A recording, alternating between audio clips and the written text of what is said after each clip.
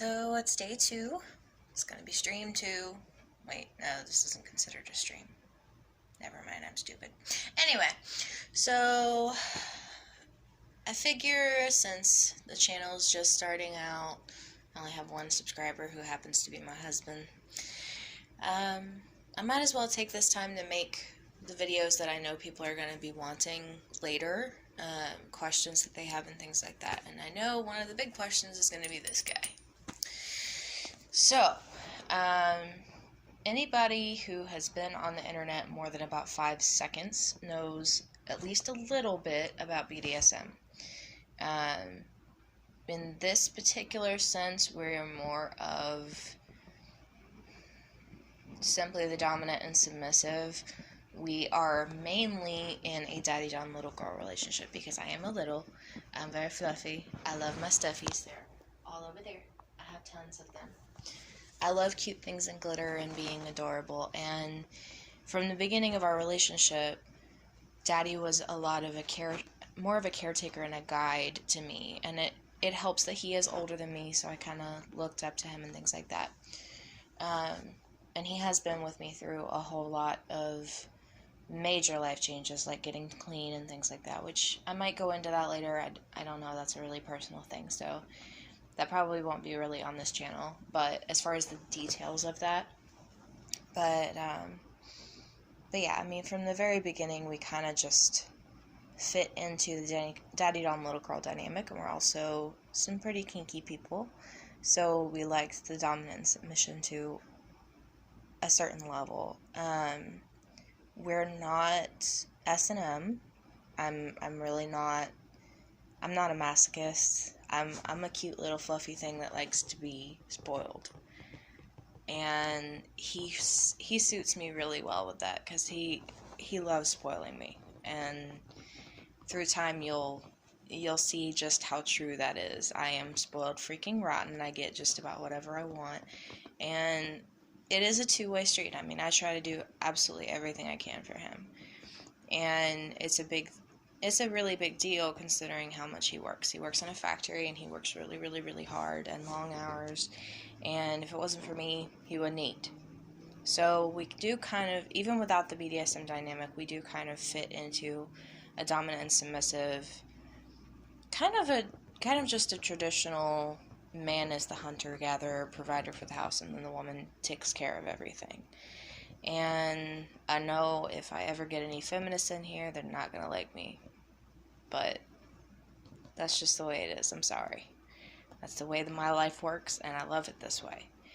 But the collar, it kind of takes the place of a wedding ring. We are not legally married yet because I had a whole bunch of legal nonsense that I had to go through with my ex-husband, plus it takes a lot of money to get married.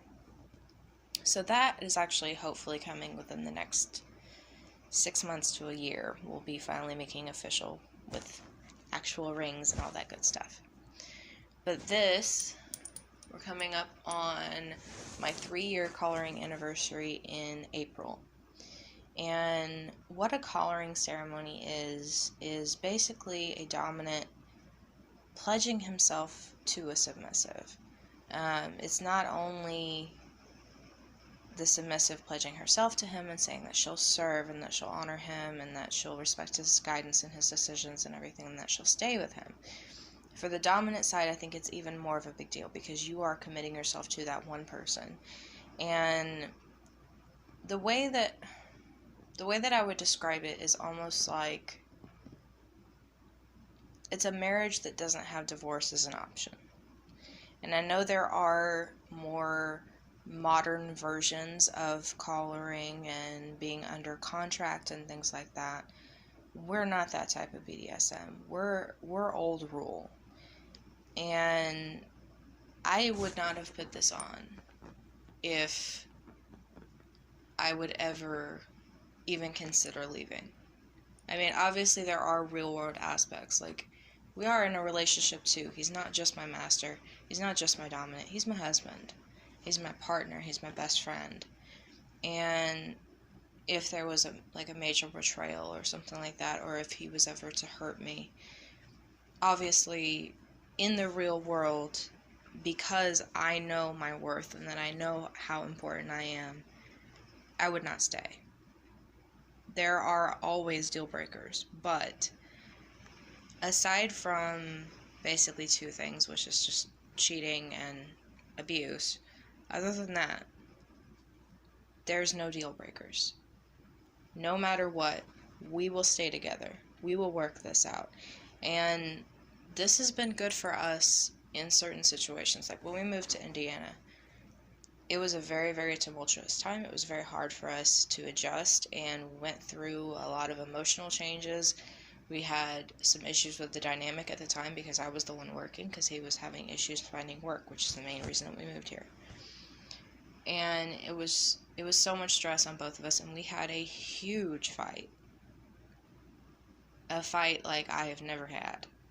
And it really came down to my collar.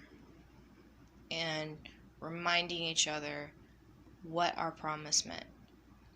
What it meant for me to accept it and for him to offer it in the first place, because I had to earn it. I had to show how loyal I was and how much I loved him and how I would obey without question. And I know that sounds very slavey, but it's really not, because at the end of it, I kind of hold all the cards. Nothing happens to me that I don't permit. There's safe words, not just in the bedroom, but in all aspects of life. Like if I think that a punishment for something is not fair, I'm allowed to express that even before the punishment is taken out. One example is like I was having issues with leaving the stove on, and of course that's a really bad fire hazard, so he was trying to guide me, and that after a while I wouldn't stop doing it. So his punishment was for me to not be allowed in the kitchen for a little while. And he used the term indefinitely, which at the time I didn't quite understand. I thought that indefinitely meant pretty much forever, like until I decide not to. And cooking is one of the main things that I do for him. It's something that is very, very dear to me. It's my form of expression. It's my art. It's my peace. And for him to take that away, I thought that was really disproportionate. And I was able to tell him that. I was able to express that, and we kind of went through it, and it ended up him realizing that I had misunderstood what he actually meant, and we were able to work that out. This doesn't mean real slavery.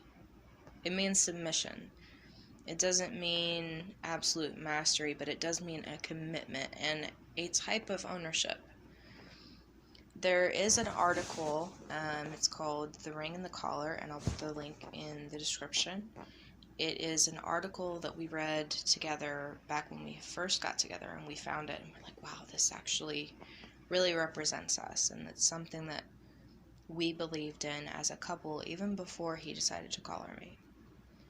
And I think reading that, if you're even interested, will show you a lot better than I can with my words just how much this does mean, and the reason that I never take it off. You will hardly ever see me without it unless I've just gotten out of the shower. If my hair is still wet, that's why it's off, because I don't shower with it, obviously. It's leather. But yeah, that's the collar question. So yes, I'm a little. Yes, I'm a sub. And there's really nothing weird about that at all. At least to me, anyway. See you guys.